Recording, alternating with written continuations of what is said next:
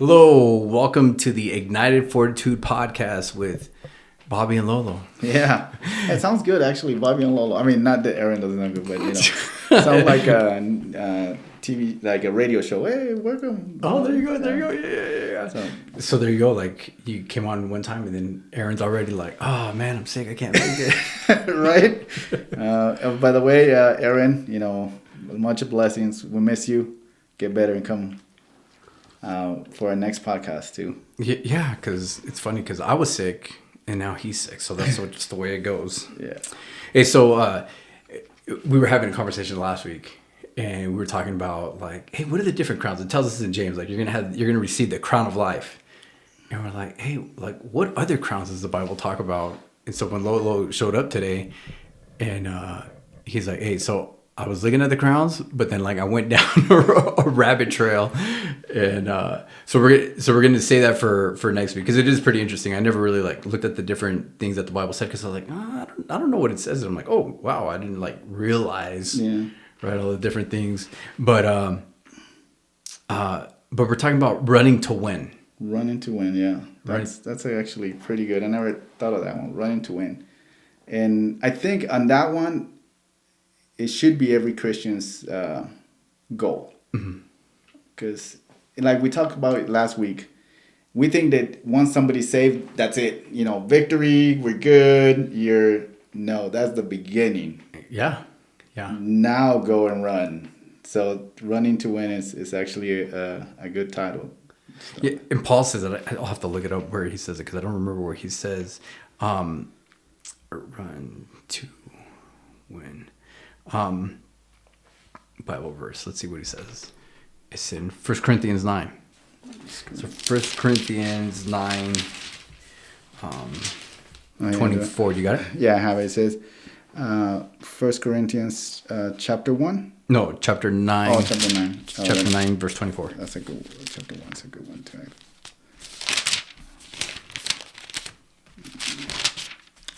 Verse 24. Chapter 9, verse 24 says, don't you know that the runners in the stadiums all race, but only one receives the prize?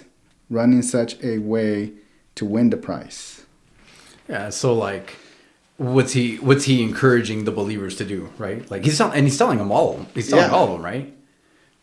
So us as believers, and that's one of the things that we're talking about. Like, hey, like the Bible's clear that we get rewards. Yep. Like there's going to be rewards for us. There's this judgment. It's the believer's judgment, not in a negative way, right? But the bema seat of Christ. Yep. We have to be. I mean, God gave us kind of like the parable of those that have the 5, 3, and 1. I mean, God tested them. He said, hey, here's 5. See what you're gonna do with it. Here's 3. See what you're gonna do with it. And here's 1. See what you're gonna do with it. And at the end, He went and checked, hey, what did you do with that I gave you? So this is the seed of Christ. It's going to be like, hey, I gave you, what did you do with that, what I gave you?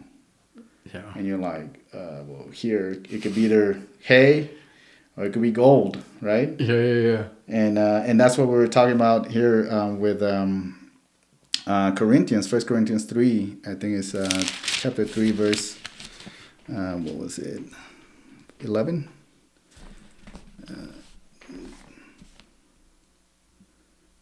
Okay. 12, yeah. If anyone builds on a foundation with gold, silver, costly stones, wood, hay, or straw, each work will become obvious, for the day will disclose it, because it will be revealed by fire.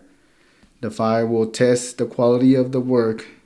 If anyone works, even if he works, has built with, survives, he will receive a reward. So if your work survives, it will receive a reward. If your work is burned up, it will be lost, but he will be saved, yet it will be like it escaped through fire. Yeah, that's crazy, right? Like, but if the work is burned up, the builder will suffer a great loss. The builder will be saved, but like some barely escaping through a wall of flames, dude. Oh man! Right. So what does that look like? So what is it? He says that like, hey, you got these things. Hey, so wood. Hey, straw. That's gonna burn up, right? Yeah. Gold and silver and jewels. Well, that's gonna be tested. The way to purify gold is through fire. Yeah. But it never destroys it. It purifies it. There you go. Right. So it's like, so what would be some of the things, right? Because I think that's a fair question. Like, let's say we're talking to somebody that's like barely reading their Bible, and they're like, well, what does this mean? Yeah. Well, I think wood and hay. Not saying that it's not needed. I think some of that stuff is like how we get busy in church, like busy attending Bible studies, busy going to these groups and doing this. I think that's more busy work because our commandments are to one, like in Acts it told to feed the homeless, and also, but Jesus says our commandments to make disciples. Mm-hmm. So I think I mean, at least for me, a good gold foundation or reward will be making disciples.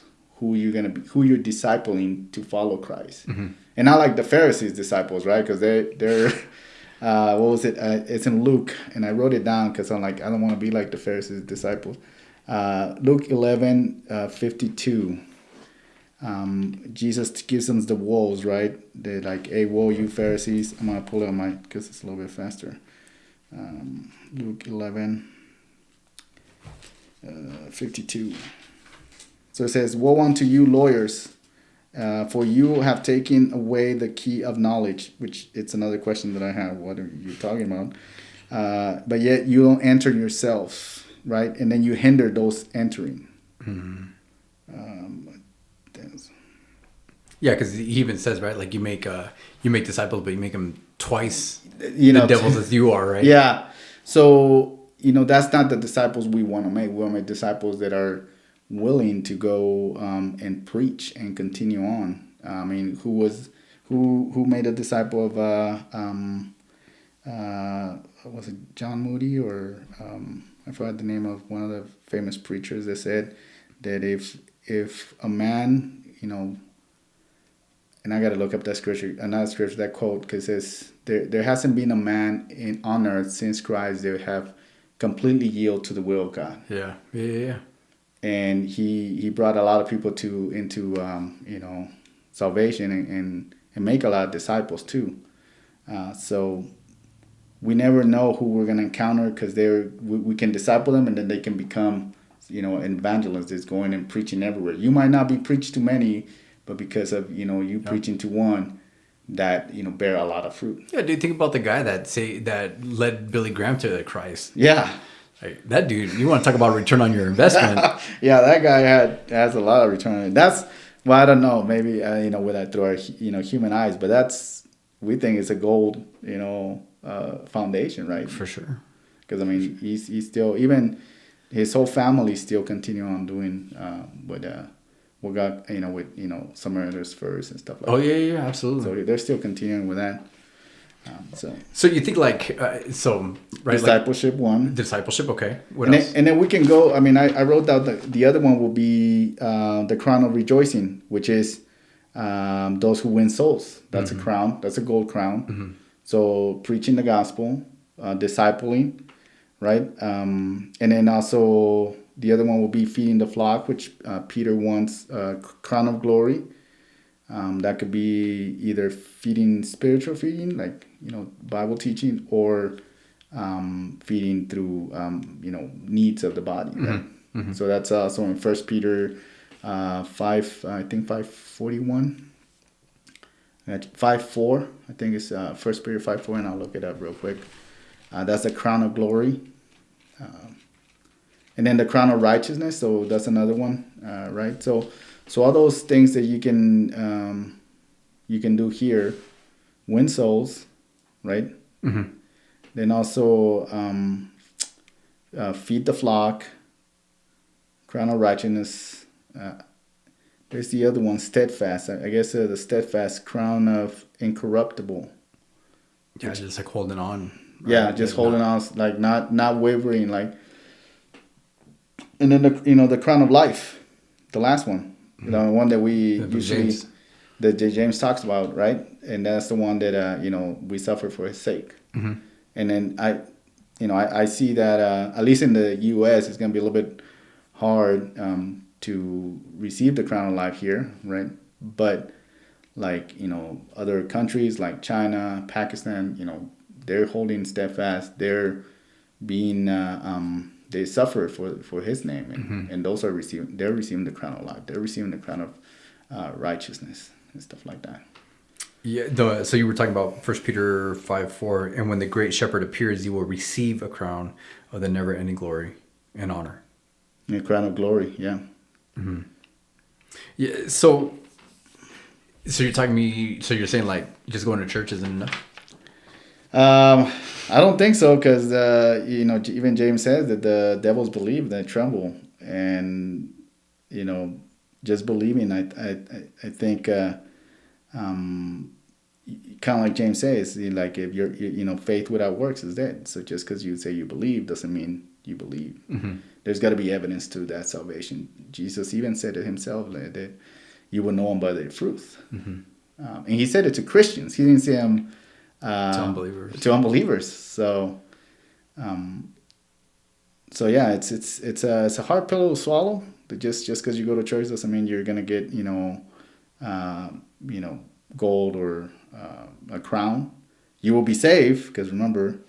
Yeah. Because we're not talking about like losing salvation. Yeah. Right. We're talking about losing inheritance, losing rewards, losing what's of yours. Because like we talked about, like the prodigal son, like he wasted his inheritance, but he was still a son.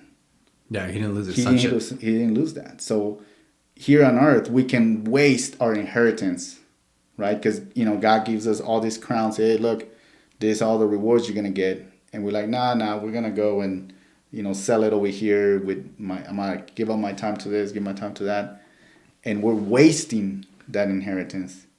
When we come to the being seat of Christ, then we'll be like, make me your slave, right? I mean, we're not gonna lose salvation, but I mean, at least we're gonna have that understanding that hey, look, we wasted our time on earth. God gave us. Yeah, because I mean, like, look at one of the things that we were talking about before we were recording was like, look at the children of Israel, right? Like, Moses lost his earthly inheritance. Like, dude, he took those guys. Think about it, like everything that he endured, taking them, out of the promise or out of Egypt, right, into the wilderness, and enduring and leading and all that stuff, and then right at the very end, he struck the rock and not supposed to, and now. And then he didn't get to go into the promised land. Could you imagine? There's the thing, yeah. It's I mean, we can say, oh, but it was Moses. Is God did great things, but God hold him to the standard. Yeah. So if God hold Moses to the standard, is he gonna hold us to that standard? Yeah, absolutely he is. If he did, yeah, absolutely he is. Right. So so that's where we also gotta run the race like we want to win. And that's a good point too, right? So like, okay, so Moses, obviously he had, an unfortunate event where his anger got the best of him, right? And he struck the rock. But like, let's look at Caleb and Joshua. Yeah. So 2 out of 12, right? Did what? What was it? Because guess what? The other 10 tribes, they did, like those guys, those leaders of those 10 tribes weren't able to go into the promised land. Joshua and Caleb were, but they had to wait for that whole generation to die off of those other 10, right? What was it? What was it that kept them moving forward? Well, fear. Fear kept them from moving forward. Oh, okay. So for the 10, right? Yeah. Okay. Yeah. I mean, the other two, I think, because they were so eager to do the will of God, and that's why they didn't see the giants. They saw God like, hey, we got this. Yeah, because while everybody else was saying those giants, we look like grasshoppers to those giants. Yeah. Caleb and Joshua were like, yeah, but those giants look like grasshoppers to our God, right? Yeah. Like it's perspective. And the big thing is like they had faith in what God would told them to do, right? And it's like, yeah, there's all these, yes, like these works and everything else, but like it all stems from what we truly believe, what our faith truly is in, right? That's going to get us to be able to run that race. Like, hey, I'm going to keep on running. Because what's going to happen? Like, okay, you got to run the race. What's going to distract you? He says it in what was it, 1 Corinthians? Yeah. He says this. He says 9:24. He says, "Don't you realize that everybody runs a race, but only one person gets the prize? So run to win. All athletes are disciplined in their training. They do it to win a prize that will fade, but we do it for an eternal prize. So I run with purpose in every step." Not just shadow boxing, I discipline my body like an athlete training to do what it should. Otherwise, I fear that after preaching to others, I might be disqualified. That's what it says, dude. Yeah, I mean, and I was hearing you, and I'm like, you could hear Paul's like worriness of being disqualified of the rewards. Yeah.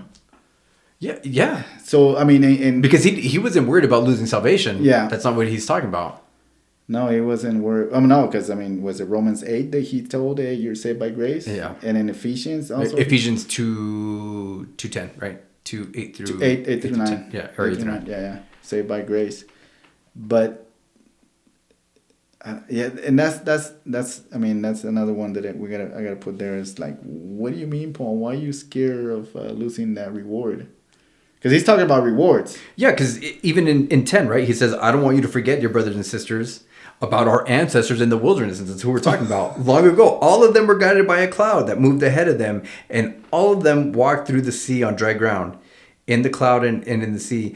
All of them were baptized as followers of Moses. All of them ate the same spiritual food, and all of them drank the same spiritual water, for they drank from the spiritual rock that traveled with them, and the rock was Christ. Yet, God was not pleased with most of them, not some of them, most of them, and their bodies were scattered in the wilderness. Like, dude, he's talking about that same very thing, right? Like, hey, you need to discipline your body. And what is it in Timothy, where he talks about a farmer, like a farmer is like doing the crops, and then I think he talks about an athlete, and then he talks even about a soldier, right? Yeah. Like a soldier is focused, like he's worried about what his commander has said in order to move forward, right? He's not worried about like I think I always like in my mind it's like, could you imagine going on a patrol, right? You're going down the streets of whatever city, you're on a patrol, and you're like, oh, dude, like they're window shopping, like look what they have over here in this store. You know what I mean? It's like, yeah, bro, you need to be focused. Like, what are you doing? Well, yeah, and one of the things like when deployed or when they be prior to deploy, they fix your life insurance. They make sure that everything's in order when you're going over there. They also even we always ask, hey, do you have any issues at home? Why? Because we want you to focus on the mission. Not you're in the mission, but then you're like, oh, my wife or my family back there, and so always focus. Even and like Paul says, you gotta be focused. And this is one of the things that I think we are at least in the United States, well, at least here, or maybe at least me. Let's put it this. Let me peel that onion. Continue on putting onion. Those layers. At times, I am more focused on what am I gonna do tomorrow. How am I gonna like this transition piece? Like, what am I gonna do for work? What am I doing over there? Hey, I can get this other degree. Okay, let's go get it. And as I was reading, I'm like, where is my focus in? I mean, this is literally is gonna burn up. It's not gonna do anything any good. What am I gonna go? Look at the certifications I got for you. Like, what? Right? Okay, we'll put them through the fire. Like, no, this is... That's funny, dude. So, no, I worked hard for that. Yeah, I know. No, but yeah, I think, and I think that's another thing. Like, I think that's another word that even Christians get into is okay, well, I need to get a degree. Right? I need to get a degree so I can go preach and I can be knowledgeable in the word. Yeah. And that's kind of like a word you're bringing up to Christ, and it's not gonna stand. Yeah, if that's what you're holding on to. Yeah. Well, I got my degree. I got this. I got, you know what I mean. So, we got to be about our Father's business. Yeah, and I think like it can even get lost too, right? Where it's like there is a fine line where it's like, well, you know what, I want to have, you know, a big church because I want, like, think of the influence that I'll have or the influence that the church will have, and it's like, dude, just be focused on what the Lord has for you, whether it's 1 or 100. You know what I mean? Like, just be obedient to what He desires for you, and then the rest will come. Right? And you just seek ye first the kingdom of God, and all these things will be added unto you. Yeah. Right. But what and that is true. Like, a lot of people in heaven are gonna be like, but I had a, 2,000, 3,000 man church. Yeah. I didn't tell you to do that. You did that on your own. Well, guess what? But were you running with purpose in every step, right? Did you discipline your body like an athlete training to do what you should? Because if not, like, even I fear that after preaching to others, I might myself be disqualified. Like, dude, think of Ravi Zacharias, right? Who else are some other people? Do like I can't think of off the top of my head, but like great pastors that had great movements, you know what I mean? And then they fall. Yeah. Like, were they disciplining their bodies? Like, now what? You know what I mean? Yeah. Hey, guess what? Like, hey, you're saved. Yeah. You know what I mean? Like, for sure. Like, but dude, you just disqualified yourself. Like, everything that you had. Like, I think unfortunately for Ravi Zacharias, like, I think they pulled all of his material, like all the books that he's written and everything else. They just completely pulled it, dude. And I got a lot of good material, but and he wasn't running. I mean, I don't know where he went left or or right, or where he lost track of it, because the enemy is very conniving. So, and I think that's and I'm gonna bring this out. I think the reason why we lose focus is because we don't think we're in a war. Yeah. Yeah. We think we're walking in a park. Yeah. What happens when you're walking in the park? You're just looking around, just like, oh, look, and keep on walking. But when you're in war, you move fast to your next objective. Yeah, I think it's Warren Wiersbe. Like, this is the Christian life is not a playground; it's a battleground. Yeah, yeah, dude. And like you said, it's like you have to be diligent with what you have. Yeah, you know what I mean? Because it belongs to the master, dude. It doesn't belong to you. Right. Yeah. I mean, that's it's insane that we deal very casually with the things of God. Mm-hmm. Look what happened to the Israelites in the wilderness. I remember, I think a while ago, I remember reading it. It was your carcass will fall in the wilderness. Mm. Imagine hearing that from God. That your body is gonna is gonna go into the wilderness. Nobody's gonna remember it, because I mean, I don't know how well what the rituals were, but most of them were buried there or left there. Yeah. Right. So it's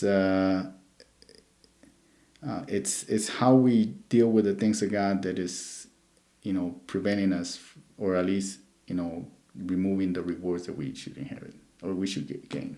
Yeah, and everybody's different. Yeah, right? Just like you said, the talents, right? One was given 5, one was given 3, one was given 1. Like, who distributed to that? The Lord distributed to them what they were going to get. You know what I mean? Yeah. But it was on the responsibility of the individual, like, to do. You know what I mean? And to take it and say, hey, you know what? I'm going to be a good steward of this. Mm-hmm. So, like, let's think about this. So, if making disciples, and let's just take it from there. Like, okay, so maybe I'm so focused on something outside, like I'm focused. Here's the thing, like, serving at church is good. Yeah. That's great. But if that's the extent of what you're doing, like that's the stepping stones for that. Right? Like, that's the process. But if it's like your whole life is like, well, I just served every single Sunday. Well, but what did you do with that? Yeah. You know what I mean? And so, like, how do we encourage people to, like, truly make disciples? Like, what was it that took you to the place where it's like, hey, you know what? Like, I went from, like, observing to doing, right? Like, from being on the sideline to being in the game. Well, one of the things that God got my attention. right? And it wasn't because of me. He actually put that desire in my heart. First, he got my attention, by the trials that I was going through my life. Mm-hmm. He got my attention, and I said, okay. I remember I prayed a while, March 2019. I said, look, get me out of it. If you don't get me out, I'm going to stay here until get me out. So once I knew I was, probably getting kicked out or getting out, he got my attention. I was like, okay, this is how you're going to get me out. So now I told him, give me a desire to serve you. And that's when I started okay, well, I'm going to go. The first thing I started was just at the information desk because they didn't let me serve in anywhere else. Now, I can't just sit here. And then I was at work. I was telling my coworkers as well, right, about Christ and what was their faith in, what was their because we are the salt of the earth, and we're the light of this world, right? We need to reflect that light that comes from. We're the salt, and the salt is good. Only where it's needed, mm-hmm. and God puts us there. Mm-hmm. So God put me in a place where I can, talk to my other coworkers about God and everything. Did they, believe? No, but did I plant the seed? I did. Mm-hmm. So he got my attention, and once he got my attention, then I kind of, I started doing more. And I think the change was where I was praying, why is this happening to me, to God? And after that he changed to me to where I was like, okay, what do you want me to learn out of this? Yeah. And that was where I started. Okay, and I started front desk. Nope, they didn't want me because I only had 2 months in the church, so I couldn't serve anywhere else. So okay, front desk it is. So I was there, and as I that happened, God started opening more doors for me. But I think one thing that we always pray, and I am guilty of that is when something bad happens to us, why, Lord? Why is this happening to me? Yeah. Instead of us, we should be like, what do you want me to learn out of this? What is it that I'm supposed to look into? Mm-hmm. Where am I supposed to go? And that was mostly my prayer. Where am I supposed to go from here? Because obviously this is going to end. So where am I supposed to go? Yeah. And I think, and that's how it started mine. And God will start that on everyone too. Sometimes we hear of others having tribulations, and they're like, "Oh, pray for me because God healed me for this." I'm like, dude, ask why. What do you want me to learn out of this, God? Yeah. And I'm going to pursue it. I'm reading the book. A Wild Heart, and one of the stories that he tells in his book is about how the father allows the son to struggle so he can learn. Yeah, and that's where you're like, all this struggle is not for me to be complaining; it's for me to learn. Yeah, and that's and you have boys. Yeah. Well, I mean, my boys I make my son pick up his the dog poop, right? Yeah. And I see him struggle, and I see him touching sometimes poops, and I'll just laugh, and I'm like, you gotta learn, buddy. You gotta learn. My Noah throws the trash, and he's struggling. He's not, because it's too heavy, and he's like, Dad, help me. I'm like, no, son, you need to do it on your own. Yeah, I can't bail you out of it. Yeah. Yeah. So that's that's one of the things, but guess what? My sons get at once they do the chore. They get their reward. A reward. Yeah, they get their reward. And they're, happy that they're able to earn, and then they save their money and they're able to buy what they want, and they're happy with their reward. Mm-hmm. This is how we should be. Yeah. We should be not only happy, we should pursuing to do it. Because now they're asking me, what other thing can I do so I can get money, Dad? Yeah. Because that's their reward. But I'm like, all right, slow down a little bit because I'm going broke. Yeah, you're going ahead of what I can provide for you. Yeah, I think it's even thinking of it too, right? Where he says we run to win, right? Yeah. Because some, the questions that people might have, right, is well, if everything's perfect when we get to heaven, how is it going to be? How am I not going to be jealous of somebody having something greater, right? Like because it seems like it's like, hey, you know what? There are going to be people that have greater rewards than what we have. You know what I mean?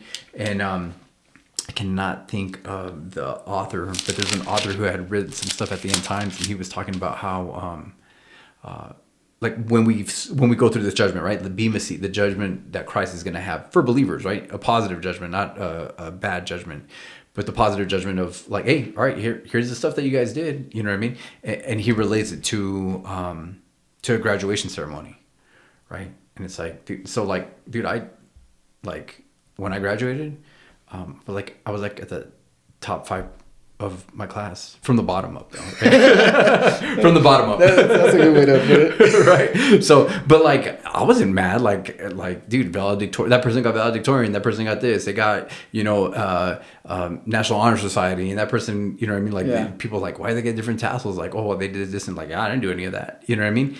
And it's like, but I was happy. Like, hey, I'm graduating. I'm not gonna be stuck here. You know what I mean? And then everybody else like, whatever. It's like, yeah, dude, like. Yep, that was the nerd that was in school that like got everything, you know what I mean? But I'm not upset at him for that.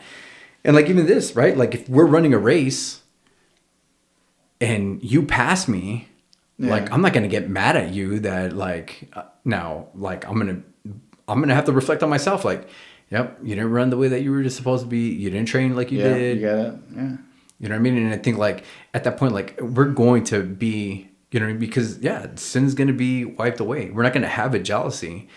We'll be able, I'm sure that we'll be able to reflect like, yep, I probably could have done better, but hey, you know what? I got what I deserve. I'm receiving the work that I put into this. I mean, and you know, when you're mentioning that, I moved to Hebrews 6, and you know, I mean, Hebrews 6, 9 through 12 is pretty good, but I'm going to read 12 only so that you won't become lazy. This is Paul, or we think it's Paul, but we don't know who wrote it.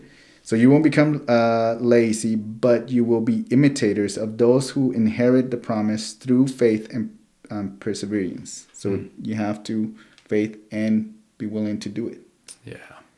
You know, so like you said, like, you know, in the graduation ceremony, like I just recently graduated. I didn't get no other awards.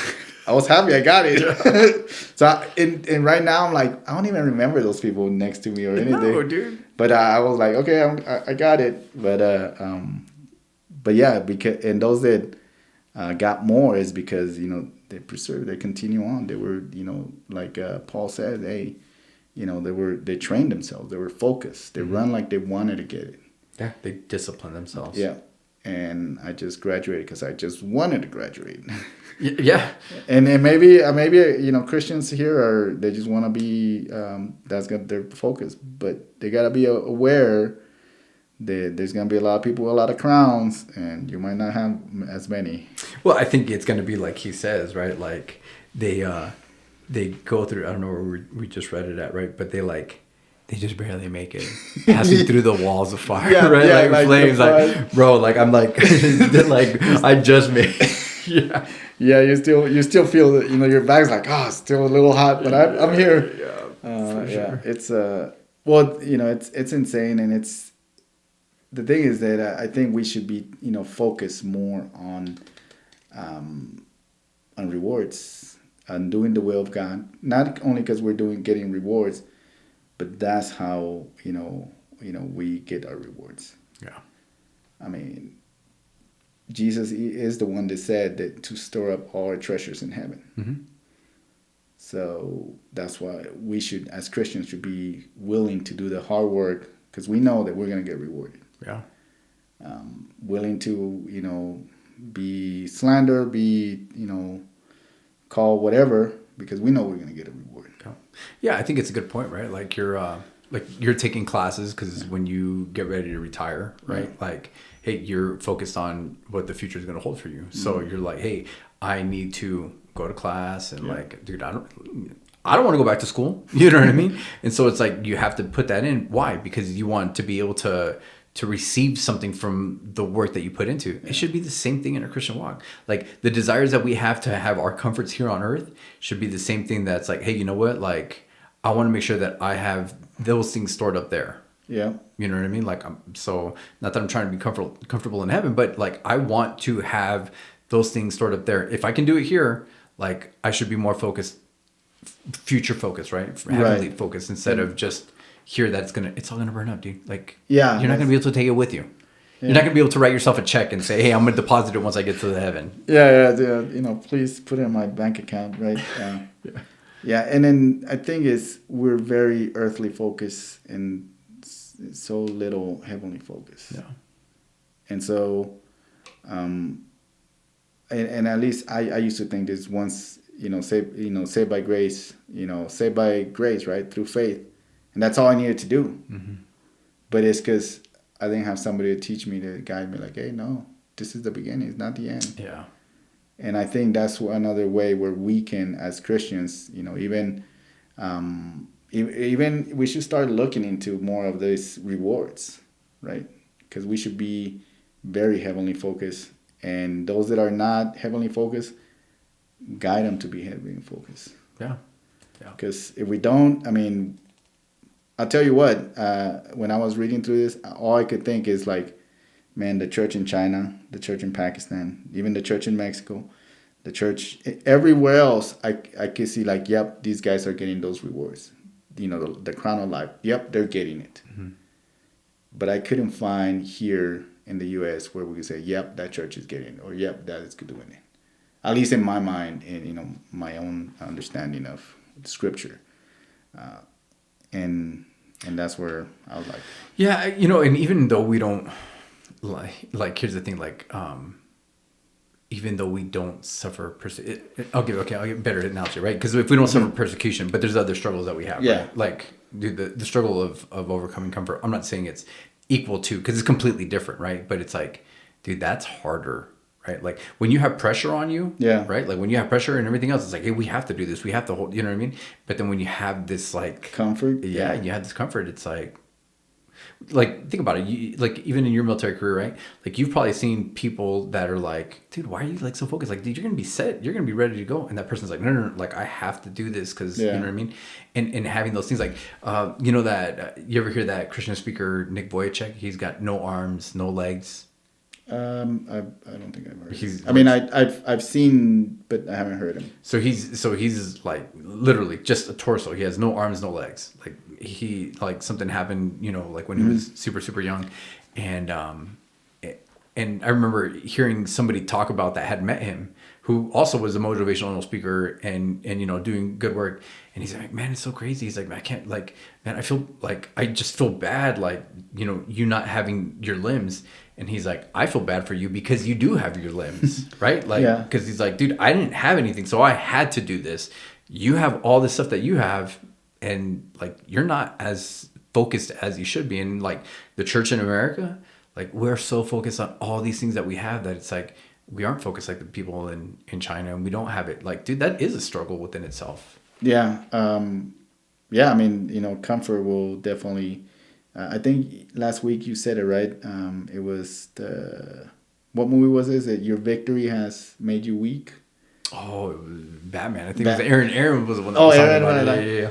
Well, that's what I think. Because we think this is our victory, and it's made us weak instead of strong. Because we've been focused on our earthly treasures. Going on rewards. Okay, maybe we will not get a crown of life because you got to suffer and die, but there's the crown of righteousness. What's preventing us from doing? There's a crown of glory. There's a crown of incorruptible, which is steadfast in the faith and continue on. Crown of rejoicing. Winning souls for the kingdom. What's stopping us for getting those crowns? No. We can. And a lot of people say, yeah, well, we're not persecuted, but hey, you can get a crown of rejoicing. You start preaching the gospel to everybody. You win one soul. Hey, maybe you get a little tassel or something on your crown. Right? All right, keep going, and then you got more because now you can disciple them and carry them forward, help them grow, help them, and start with that. And once that opens up, then everything else starts to open up. That's good, dude. Yeah. That's good.